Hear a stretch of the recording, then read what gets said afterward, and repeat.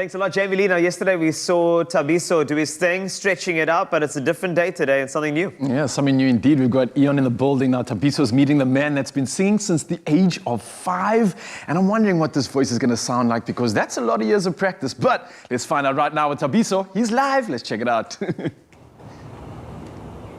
Jamming into your Wednesday morning. Good morning, family. Uncle Tabsy reporting live once again from Gqeberha out in the Eastern Cape. And let me tell you something about Gqeberha, is that when we pop up here and we take Expresso on the road, all the stars of the area come out to shine. And one star shining right next to me this morning is, ladies and gents, Eon le Roux, the very best in vocals from Gqeberha. Eon, good morning. Uncle Tabs, how are you doing? So good. Thank you so much for having us here today. Thank you for coming to the greatest city in the world. And listen, this is not the first time you've said this to me. You're saying it twice. If you say it twice, then it means it's true. Well, listen, Eon started his music career at the age of 5. He's been singing and making magic ever since. Back in 2019, many of you might recognize him as the top 5 contestant on a singing competition. And here he is today after releasing his own debut single, Never in a Million, to speak to us and connect with us in the most beautiful way and share all of that magic with us. Yes, sir. So, Eon, it's been a long time. 5 years old is when you started, but what led you to music? To be honest with you, it was my mom. You know, back in the day, my mom, I don't know if you've ever heard of the strong female woman. Every single woman is a strong 100% woman. 100%. And she was such a strong person. She has a strong personality that she beat me into singing. That is a first. I have never heard of anything like it. Yeah. My mom beat me into trying to learn how to cook bap, which I still haven't mastered. But clearly your mom did a better job than my mom at doing that, because now you sing, and you did a good job at that. And then from there? So the passion just grew. I used to sing with my dad. He was a pastor. Yeah. And he would go to different congregations, and we would go and minister, you know, in song to the congregation. And that's exactly what led me to this passion that I have for music. Which I think is absolutely fantastic, because I think your journey certainly does connect with the type of music that you make today. Anyone that's ever heard Eon le Roux's music will tell you for free that his music is all about uplifting and encouraging and inspiring. Let's talk about your style of music and the sound that you've been able to find for yourself, that you sort of have adopted now and we can hear today.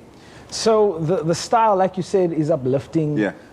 It is all about, so because of the background of being that singer in church and ministering to people in church, I think that kind of influenced where I am now, just to be kind of inspirational with my lyrics, with my singing, and then obviously the people that I've listened to, the musicians, have influenced my style of singing as well. There's a lot of inspiring content in the music that you make, and I think so much intention that comes with it.